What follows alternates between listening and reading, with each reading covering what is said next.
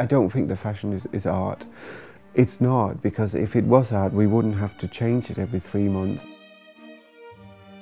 I've always worked with the Muse. There's some kind of logic to them. Tim Blanks referred to them as being oddballs, which is fine for me. I think that that's a nice word for them, and I think that that's a good word for them, because I think being odd is something, you know, it makes you stand out at least, you know, you have something to offer.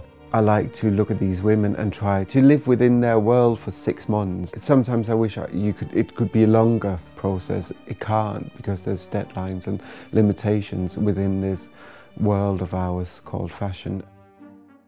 The last one, Barbara Hepworth, was very much, with her I was really interested in looking at her work. That was the interesting part of her, I think, you know, more so than looking at her as a person.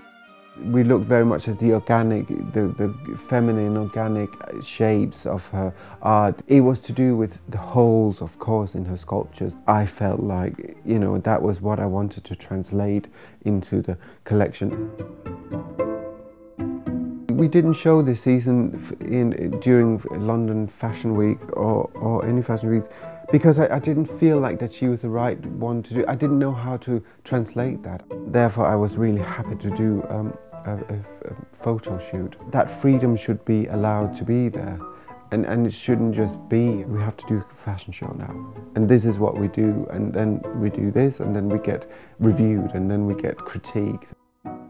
There was journalists, because we didn't show this season, that were saying to me, so what's happened to you? You know, it's almost like if you're not just pumping out this thing all the time, and you know, feel incredibly exhausted yourself by having to do all these things, because you don't have time.